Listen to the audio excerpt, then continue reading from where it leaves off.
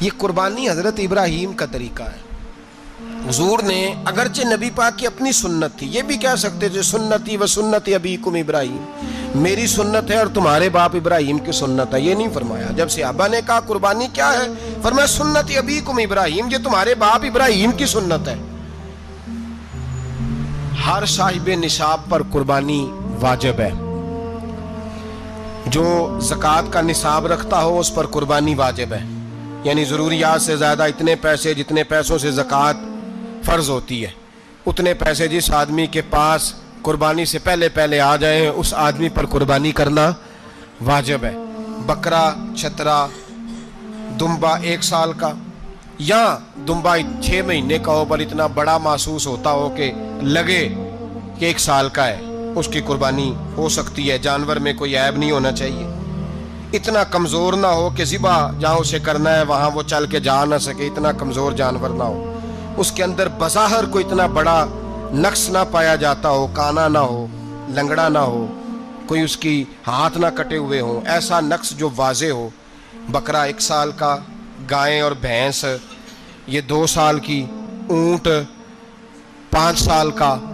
اب اس میں یہ ہے کہ ہمارے بہت سارے دوست، چونکہ ہم دیہاتی لوگ ہیں تو پوچھتے ہیں کہ دوندا نہیں ہے تو چوگا نہیں ہے، تو یہ ہماری پنجابی کی اصطلاحات ہیں. پنجابی کی شریعت اسلامیہ نے سال بتائے ہیں، یہ تو ہم نے اپنی آسانی کے لیے، یا دیہاتوں میں جو ماحول تھا اس طرح کا جانور لیں، خوبصورت جانور لیں. جو نصاب ہے وہ بھی میں نے آپ کو بتایا، لیکن ایک اور پہلو بھی ہے. نبی پاک صلی اللہ علیہ وسلم پہ زکوٰۃ کبھی فرض نہیں ہوئی، کبھی حضور پہ زکوٰۃ فرض نہیں ہوئی. نبی پاک صلی اللہ علیہ وسلم کے پاس اتنا سرمایہ کبھی اکٹھا ہوا ہی نہیں کہ زکوٰۃ فرض ہو. لیکن نبی پاک کے صحابہ فرماتے ہیں کہ مدینے کے 10 سالوں میں اللہ کے رسول نے ہر سال قربانی فرمائی ہے، ہر سال قربانی دی. اور جس سال حضور حج کرنے گئے اس سال اللہ کے نبی نے 63 اونٹ ذبح فرمائے. اور حضور صلی اللہ علیہ وسلم جب اونٹ ذبح کرنے لگتے نا تو صحابہ کہتے ہیں اونٹ خود دوڑ کے حضور کے سامنے آ کے لیٹ جاتا اور نبی پاک اسے ذبح کرتے اور فرماتے ہیں ایک دوسرے کو دھکے دیتے اونٹ کے، پہلے میں نے جانا ہے ذبح ہونے کے لیے، پہلے میں نے. انہیں پتا تھا کہ جو مصطفیٰ کے ہاتھوں ذبح ہوگا وہ تو دائمی زندگی پا جائے گا، یہاں بھی وہاں بھی زندہ. 63 اونٹ ذبح کیے. ایک اونٹ میں کتنی قربانیاں ہوتی ہیں؟ 7. اب 63 کو 7 سے ضرب دو گے تو کتنی بنے گی؟ اور پھر نبی پاک صلی اللہ علیہ وسلم نے 10 سال مدینہ منورہ میں قربانی دی، ہر سال. اب وہ 63 اونٹ، ایک اونٹ میں 7 قربانیاں، ہر سال یہاں قربانی. اور مولا علی شیر خدا فرماتے ہیں نبی پاک 2 قربانیاں دیتے. میں نے کہا حضور 2 جانور ذبح کر رہے ہیں آپ، تو حضور نے فرمایا ایک میری طرف سے، ایک میری امت کی طرف سے، غریبوں کی طرف سے. اور حضرت علی کو حضور نے وصیت فرمائی تو 2 دیا کرے گا. یا رسول اللہ صلی اللہ علیہ وسلم میں غلام ہوں، خادم ہوں. حضور نے فرمایا علی ایک تو نے اپنی دینی ہے، ایک میری طرف سے دینی ہے. 2 قربانیاں. مولا علی نے بھی ساری زندگی 2 قربانیاں دی. حضرت علی بھی مال کے نصاب نہیں تھے، اپنا مکان ہی نہیں تھا، کوئی کاروبار نہیں تھا، کئی دن فاقے رہتے تھے، پر قربانیاں کتنی دیتے تھے؟ 2. ہمارے پاس ویسے اگر سسرال میں، میکے میں، کزنوں میں کچھ شادی ہو جائے تو 50-60 ہزار کا خرچہ برابر ہے، وہ پکا ہے. اور قربانی کی باری غریب ہو گئے، سارے غریب ہو گئے. کہتے نہیں یہاں مشکل ہے. او خدا کے بندے، اللہ کے ساتھ تجارت کر، اس کے رستے میں 1 دے گا، رب تجھے 70 گنا اضافہ کے ساتھ عطا فرمائے گا. قربانی مال کے نصاب پہ ہے. کوشش کیا کریں کہ اللہ کے رستے میں جب دینا ہو پھر لیت اللہ سے بچیں، خوبصورت جانور لائیں. جن کو اللہ نے توفیق دی ہے ان کے لیے نصیحت ہے، جن کو اللہ نے توفیق دی. میں نے اپنے حضرت صاحب کو دیکھا ہے، وہ کہتے تھے کئی جانور اللہ نے بڑا نوازا ہے. کہتے ایک میرا ہے، ایک میرے ماں کا، ایک میرے باپ کا ہے، ایک میرے فلاں استاد صاحب کا، ایک میرے پیر صاحب کا ہے. یہ جانور غوث اعظم جیلانی کا نام کا دے رہا ہوں. اور پھر ایک بڑا خوبصورت جانور بندھا ہوتا اور حضرت خود ان کو چارہ ڈال رہے ہوتے. تو حضور یہ کیا ہے؟ فرمانے لگے یہ میں رسول اللہ کے نام پہ قربان کروں گا، یہ نبی پاک کے نام پر قربان کیا جائے گا. جن کو اللہ نے حیثیت دی ہے وہ کوشش کریں اپنے محبوب کی طرف سے بھی قربانی کریں، نبی پاک کے نام کی قربانی دے. خوبصورت سا جانور پیارا، پھر اس کی خدمت ہو، پھر اس کی قربانی دی جائے اور نبی پاک کے نام پر قربانی دی جائے. حضور نے خود وصیت فرمائی حضرت ابو بکر صدیق کو، قربانی بڑا حسین عمل ہے. اور میرے نبی پاک صلی اللہ علیہ وسلم نے ناراضگی بھی فرمائی. ذرا خوگر حمد سے تھوڑا سا گلا بھی سن لے. میرے حبیب نے فرمایا جو طاقت کے باوجود قربانی نہ کرے وہ ہماری عیدگاہ میں عید کی نماز پڑھنے نہ آئے، وہ نہ آئے. اور یا رسول اللہ جو کرے گا، فرمایا قربانی کے جانور کا خون کا قطرہ بعد میں زمین پہ گرے گا، اللہ اس کے سارے گناہ پہلے معاف فرما دے گا، اللہ اس کے سارے گناہوں کو بخشے گا. قربانی کریں، خوبصورت انداز میں کریں، اللہ کی رضا کے لیے. بزرگوں نے لکھا ہے 3 حصے کرو گوشت کے، ایک گھر میں رکھو، ایک رشتہ داروں میں بانٹو، پڑوسیوں میں بانٹو، اور تیسرا فقط غریبوں کو دو. لیکن میں اکثر یہ سوچتا ہوں کہ ہمارے ہاں قربانی کرتا ہی وہ ہے جن کے گھر میں ہر جمعرات کو چھوٹا گوشت پکتا ہے، اور جن کے گھر میں ہفتے میں 3 دفعہ مرغی کا گوشت پکتا ہے، وہی تو قربانی دینے کے قابل ہوتے ہیں. تو وہ بھی اگر قربانی کے بکرے میں سے بھی تیسرا رکھنا چاہیں تو اجازت تو ہے، میں نے کہا سارا رکھنے کی بھی اجازت ہے. لیکن اگر آپ مہربانی کریں، کوشش کریں کہ یار ہم تو سارا سال ہی کھاتے ہیں، اور ہمارے ہاں جو گوشت تقسیم ہوتا ہے نا وہ بھی باری لگی ہوئی ہے، ادھر سے پلیٹ آئی تھی گوشت کی تو ادھر سے بھر کے چلی گئی. بھئی اس نے کی ہے، اس کو بار بار گوشت دینے کا کیا مطلب ہے؟ آپ یہ دیکھیں عزیزوں میں، رشتہ داروں میں، اور میں اگر تھوڑا سا آپ کی توجہ کرانے میں کامیاب ہو جاؤں تو سفید پوش لوگوں کو دیکھیں. کچھ سفید پوش ہیں، سفید پوش جن کے اوپر قرضے ہیں، بیماریوں نے جکڑ لیا ہے، گھر میں بڑے بڑے سخت مریض آ گئے ہیں. سفید پوش پہلے دیا کرتے تھے. آپ ان سے پوچھتے ہیں صاحب قربانی، تو بات کو ٹالتے ہیں.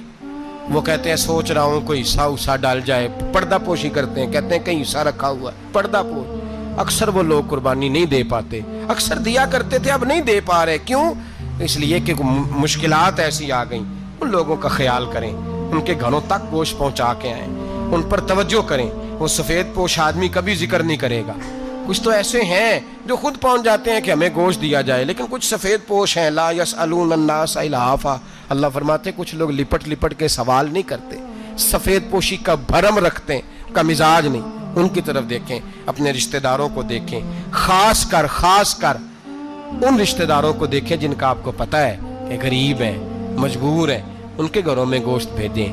غریب بیٹیوں، غریب بہنوں کا خیال کریں، اس طرف متوجہ ہوں، ان کے ساتھ اس نے سلوک کریں، اس طرف آپ لوگ خیال کریں. اللہ تبارک و تعالی نے قرآن مجید میں نبی رحمت علیہ الصلاۃ والسلام سے فرمایا ہے کہ اے محبوب علیہ السلام، بے شک ہم نے آپ کو خیر کثیر عطا فرمائی ہے. انا اعطیناک الکوثر، محبوب ہم نے آپ کو خیر کثیر دے دی. اب آپ اس کے جواب میں یہ کریں کہ فصل لربک، اپنے رب کے لیے نماز پڑھیں، وانحر، اور قربانی کریں. نماز پڑھیں اور قربانی کریں. ان شانئک ھو الابتر، آپ کا جو دشمن ہے وہ بے نام و نشان رہے گا. آپ کا دشمن. قربانی شعار اسلام میں سے ہے. قربانی اللہ کو بڑی محبوب ہے. نبی رحمت علیہ السلام نے فرمایا 10 ذی الحج کو جو عمل اللہ کو سب سے زیادہ پسند ہے. ظاہر ہے 10 ذی الحج کو لوگ نماز بھی پڑھتے ہیں عید کی، اور فجر کی نماز بھی پڑھتے ہیں، ذکر بھی کرتے ہیں، عبادت بھی کرتے ہیں، بہت سارے کام کرتے ہیں. لیکن حضور علیہ السلام فرماتے ہیں کہ اللہ کو 10 ذی الحج کو جو کام سب سے زیادہ پسند ہے وہ خون بہانا ہے، جانور کو ذبح کرنا ہے. نبی پاک صلی اللہ علیہ وسلم نے اپنے غلاموں کی دلچسپی پیدا فرمائی ہے قربانی کے ساتھ، شوق اور ذوق کا ذکر فرمایا ہے. کچھ کام ایسے ہوتے ہیں جو کسی کی غیر موجودگی میں بھی ہو جاتے ہیں، لیکن نبی پاک صلی اللہ تعالیٰ علیہ وسلم نے حضرت فاطمہ الزہرا رضی اللہ تعالیٰ عنہ سے فرمایا کہ فاطمہ ادھر آؤ، یہاں میرے پاس کھڑی ہو جاؤ. یا رسول اللہ کیا ہونے لگا ہے؟ فرمایا میں تمہارے قربانی کے جانور کو ذبح کرنے لگا ہوں. قریب کھڑا کر کے حضرت فاطمہ کو حضور نے ذبح فرمایا. میں اکثر یہ بات آپ احباب سے عرض کرتا رہتا ہوں کہ نبی کریم علیہ السلام کے کاشانہ نور پہ 2 3 مہینے تک کھانا نہیں پکتا تھا، لیکن قربانیاں اللہ کے رسول ہر سال 2 دیا کرتے تھے. کھانا 2 مہینے نہیں پکا اور قربانیاں 2، اور 2 قربانیاں دے کے حضور فرماتے ایک میری طرف سے ہے، ایک میری امت کی طرف سے ہے. مولا کائنات شیر خدا حضرت علی المرتضیٰ رضی اللہ تعالیٰ عنہ گھر میں فقر رہتا تھا. 3 دن امام حسن اور حسین 3 दिन बग़ैर सहरी और इफ्तार के खजूर और पानी के साथ रोज़ा रखते थे, खजूर और पानी के साथ रोज़ा खोलते थे। पर कुर्बानियाँ मौला अली हर साल 2 दिया करते थे। हमारे यहाँ लोग सारा साल खुशहाल रहते हैं और बड़ी से 10 दिन पहले तंग दस्त हो जाते हैं। जो 5 लाख रुपया बेटे की शादी पे खर्च कर लेता है, पता नहीं कहाँ से लाता है। अगर उसको पता चल जाए कि यहाँ एक प्लाट सस्ता मिल रहा है तो फिर पता नहीं कहाँ से उधार उठा लाता है। लेकिन जब मामला कुर्बानी का आता है फिर लोग तंग दस्ती का इजहार करते हैं। याद रखो, जब बंदा रब करीम के रास्ते में देता है, हुजूर अलैहिस्सलाम ने फरमाया था हज़रत अस्मा से कि तू अल्लाह के रास्ते में बेहिसाब खर्च कर, रब भी तुझे बेहिसाब ही अता फरमाएगा। कुर्बानी के लिए शौक़ पैदा करें, ज़ौक़ पैदा करें और दिलचस्पी पैदा करें। ये बात ठीक है कि कुर्बानी साहिब इस्तिताअत पर फ़र्ज़ है, लेकिन उसके लिए शौक़ पैदा करें। एक है कुर्बानी करना, फिर एक है कुर्बानी के गोश्त को तकसीम करना। कुर्बानी का सारा गोश्त घर में रखना जायज़ है और जब तक आपका दिल करे आप वो गोश्त खाएं, शरीयत आपको मना नहीं करती। लेकिन मेरा ये सवाल है कि कुर्बानी ज़ाहिर है वही लोग करते हैं ना जिनके पास ताकत होती है, तो सारा साल गोश्त खाते हैं। तो मतलब सारा साल अगर आप गोश्त खा रहे हैं तो फिर आप मेहरबानी फरमाएं, ये तो अल्लाह के रास्ते में है तो कोशिश करें ये तकसीम हो जाए। कुछ लोग शापर लेके गोश्त लेने आ जाते हैं, उन तक मेरा ये पैगाम ज़रूर पहुँचाएँ कि उनके लिए सवाल करना जायज़ ही नहीं। शरीयत ये कहती है कि जिसके घर में एक वक्त का खाना मौजूद हो, सुबह का उसके घर में खाना मौजूद है, एक टाइम का, उस बंदे के लिए किसी के सामने हाथ फैलाना जायज़। इतना भूखा आदमी कि जिसके पास अब खाना ही नहीं है, एक वक्त का भी, वो सवाल कर सकता है। छोड़ें, सारा साल अगर हम किसी अमीर से लेके नहीं खाते तो क्या घर में हंडियाँ नहीं पकती? बिल्कुल नहीं सवाल करें, कतन कोई ज़रूरत नहीं, ये जायज़ ही नहीं है सिरे से। आपको किसने इजाज़त दे दी खाली गोश्त की खातर? जहाँ अल्लाह ताला आपको मर्च दे रहा है, नमक दे रहा है, घी दे रहा है, घर रहने के लिए दे रहा है, वो रब करीम 1000 रुपये का गोश्त भी अता फरमाएगा। और उससे अगली बात ये कि शिकवा भी नहीं करना कि फ़लाने ने इतनी कुर्बानियाँ की थी तो पता नहीं कहाँ ले गया है। उसने की थी ना, पैसे किसके थे, ज़िबा किसने किया, तो आप ज़िम्मेदार हैं कि वो किधर लेके गया है। ये बहस करने की भी इजाज़त दीन हमें नहीं देता, तनकीद की भी इजाज़त दीन हमें। इस बात को भी ज़रूर जहन में रखें कि हम कहते हैं मैंने अब्बा जी की इस साल करनी है और फिर अगले साल अम्मा जी की करनी है और फिर उससे अगले साल मैंने अपनी करनी है। जिस बंदे की जेब में पैसे हैं कुर्बानी उस पर वाजिब है, उसके अब्बा जी पर वाजिब नहीं। अगर अब्बा जी के पास अलग पैसे हैं तो अब्बा जी पर कुर्बानी वाजिब होगी। हाँ, अगर आपकी जेब इजाज़त देती है तो आप 3 कुर्बानियाँ ख़रीदें या बड़े जानवर में 3 हिस्से डालें, तो अब आप 2 वालदैन की हो गई, 1 आपकी अपनी हो गई। लेकिन जब तक आप पर वाजिब कुर्बानी आप नहीं देते तब तक वालदैन की कुर्बानी देना दुरुस्त नहीं है, क्योंकि ये दीन में वाजिब है। जो नमाज आप पे फ़र्ज़ है वो आपने पढ़नी है और जो अब्बा जी पे फ़र्ज़ है वो अब्बा जी ने पढ़नी है। इस मसले को भी ज़रूर ज़हन नशीन करें। उससे अगली बात जो और ज़्यादा ज़रूरी है उसका ज़रूर ख्याल फरमाएं। हिस्से डाले जाते हैं कुर्बानी के हिस्से, तो 6 हिस्से हो गए, अब 7वां हिस्सा मिल नहीं रहा तो एक तगड़े से बंदे के पास जाके मालदार से कहा कि चौधरी साहब हिस्सा डाल लें, एक हिस्सा कम है। चौधरी साहब कहने लगे कि मैंने तो पहले भी 4 बकरे लिए हुए हैं, तो चलो अगर तुम कहते हो तो चलो बड़ा गोश्त आ जाएगा, तिक्के ही बना लेंगे, चलो बड़ा गोश्त भी 10 किलो आ जाएगा तो कबाब के लिए रख लेंगे, चलो रख लो हिस्सा। अब 6 बंदों की नियत कुर्बानी की, 7वें की गोश्त की, उसकी नियत कुर्बानी की, पिछले 6 की भी कुर्बानी नहीं होगी, वो भी गए काम से। आप इस बात को समझें कि कुर्बानी का मतलब ये है कि खालिस अल्लाह की रज़ा के लिए मखसूस वक्त में मखसूस जानवर ज़िबा करना। इसलिए ये ज़रूर तवज्जो करें इस बात पर कि हम कई लोगों को फोर्स करके शामिल कर लेते हैं। बंदा मालदार होता है, वो भी कहता है चलो ठीक है कोई अर्ज नहीं, लेकिन वो नामिनेट करेगा। अगर उसने अपनी कुर्बानी रख लिया तो फिर वो बताएगा ये कुर्बानी किसकी है, वालदैन की है, किसकी है।